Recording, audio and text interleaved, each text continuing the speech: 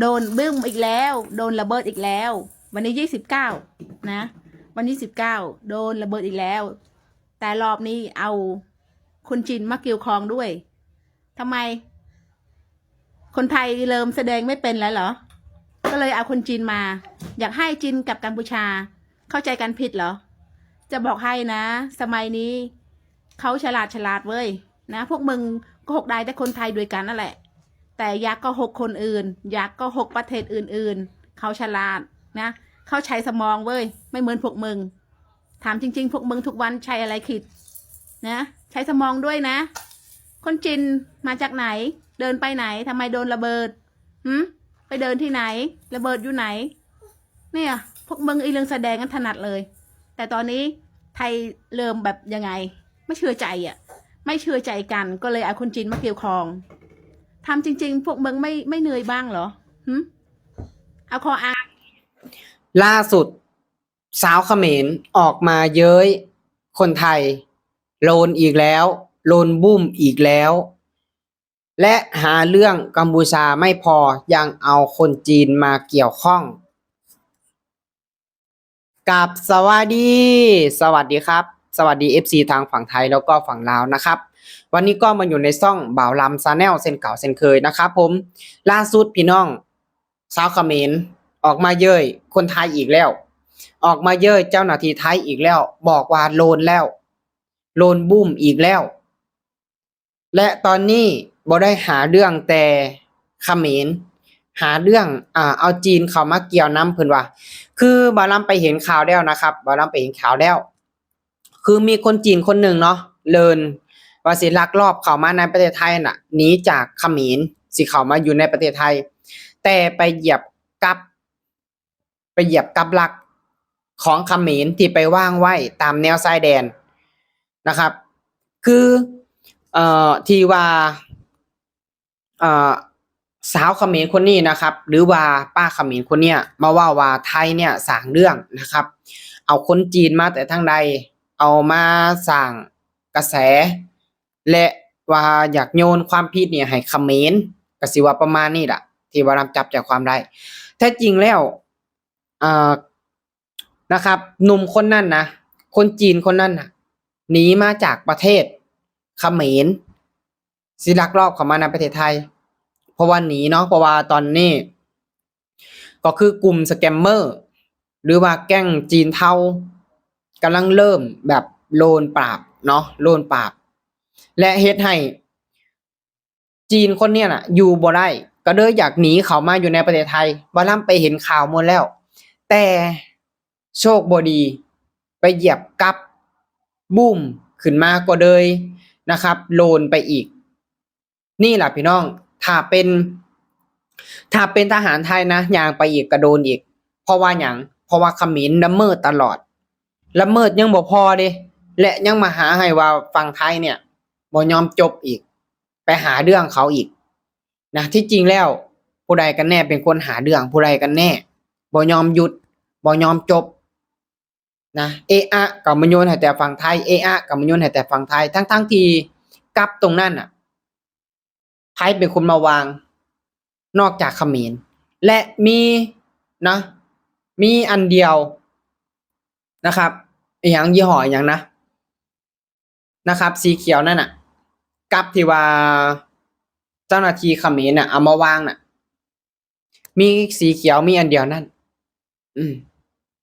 แต่ก็โชคดีนะโชคดีหยังโชคดีเพราะว่าบ่แม่นเจ้าหน้าที่ไทยนะที่ไปเหยียบและชาวเขมรคนนี้ก็มาโยนความผิดเฮ็ดคลิปออกมาเย้ยคนไทยว่าโดนอีกแล้วโลนอีกแล้วบูมอีกแล้วขาดอีกแล้วอืมหาเรื่องเขมรอย่างเดียวว่าพอยังเอาคนจีนมาหาเรื่องว่าเอาคนจีนนี้มาสร้างคอนเทนต์คนจีนนี่เอามาแต่ไสนะก็คือมาแต่เขมรนั่นล่ะบ่ต้องมาถามหรอกว่ามาแต่ไสอืมคือมาจากเขมรนั่นล่ะสิหนีเข้ามาอยู่ในประเทศไทยแต่ไปบ่รอดอืม จีนกลุ่มนี้คือกลุ่มสแกมเมอร์ที่อยู่ในเขมรนั่นล่ะเพราะว่าหยังล่ะเขมรน่ะ เต็มไปด้วยกลุ่มสแกมเมอร์นะเนี่ยเป็นกลุ่มสแกมเมอร์แบบนี้นะเอาน้อยปากเซ่น่ะไปอยู่น้ำน่ะครบเลยนะกลุ่มสแกมเมอร์ใหญ่น่ะเอาไปอยู่น้ำกันน่ะมักหลอกลวงคือกันน่ะนั่นล่ะพี่น้องคือชาวเขมรคนนี้นะก็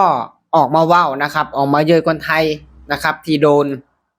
ที่คนจีนคนนี้เหยียบกลับนะครับเหยียบกลับแต่ว่านะครับเพิ่นบอกว่าเพิ่นถามเนาะเพิ่นถามว่าคนจีนนี่มาแต่ทางใดนะครับหาจู่ๆแล้วไปหาเรื่องว่าให้เขมรเนี่ยนะครับ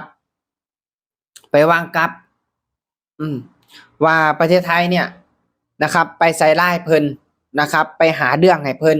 ล่าสุดหาเรื่องเพิ่นยังบ่พอยังเอาคนจีนเข้ามาเกี่ยวข้องเพิ่นว่าคือคนไทยนะครับเขามีไอ้นั่นพอเขามีสัจจะพอเขาบ่คือเขมรว่าคำใดคำนั้นเขา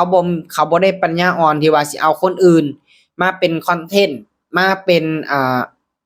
กลไกที่จะเล่นงานเขมรถ้าเขาเล่นเขาเล่นตรงๆนะคือผ่านมายังบ่เห็นอยู่ตินะผ่านมาก็เฮ็ดให้เห็นอยู่กับเป็นให้เห็นอยู่เด้ถ้าเขาเล่นงานเขาเล่นตรงๆเขาบ่ได้ใช้วิธีแบบอ้อมค้อมเขาบ่คือจังเขมรที่แอบมาวางกับตลอดตามแนวชายแดนตอนนี้น่ะบ่ว่าสิเป็นฝั่งไทยบ่ว่าสิเป็นฝั่งเขมรตามแนวชายแดนที่ว่าเจ้าหน้าที่ทหารไทยนะครับที่ว่าไปย่างเลาะตรวจลาดตระเวนตามแนวชายแดนน่ะมันบ่แม่นแบบนั้นมันบ่แม่นแบบว่าเขาสิไปวางเนี่ยเขาเปรียบเองเพื่อที่จะไปโยนความผิดให้เขมรเขาบ่ได้ปัญญาอ่อนปานนั้นเขาบ่ได้ปัญญาอ่อนคือเขมรนะคือคลิปก่อนหน้านี้นะมีอยู่นะครับที่ว่าอิหยังไปสร้างภาพไปสร้างคอนเทนต์ว่าระเบิดว่าบุ้มนะครับกับดักที่ว่าเหยียบที่ว่าทหารไทยไปเหยียบนี่แล้วขาดว่ากับตรงนั้นเป็นทหารไทยเนี่ยไปวางเองแล้วไปเหยียบเองเพิ่นว่านะบ่นำก็เชื่อว่าพี่น้องหลายคนก็อาจสิได้ยินนะครับคลิปนี้เนาะว่าทหารไทยเนี่ยไปวางเองเหยียบเองนะครับแล้วโยนความผิดให้เขมรบ่มีไผปัญญาอ่อนปานนั้นดอกนะบ่มีไผปัญญาอ่อนปานนั้นที่จะแบบไปวางเองเหยียบเองให้ขาตัวเองเสียนั้นมันเป็นไปบ่ได้ดอกนะยอมรับความจริงแน่ถ้าว่าเฮ็ดก็คือเฮ็ดถ้าว่าทำก็คือทำจะได้สิได้เคลียร์ไปจบๆแม่นบ่ถ้าเป็นแบบนี้มันก็อึดอัดคือกันนะครับพี่น้องแม่นบ่นะครับพี่น้องฟังแล้วเบิ่งแล้วคิดกันแบบใดนะครับก็สามารถคอมเมนต์กันเข้ามาได้นะครับผมสำหรับคลิปนี้นะครับหมอลำก็จะขอฝากกับเพียงแค่นี้เด้อขอขอบคุณครับ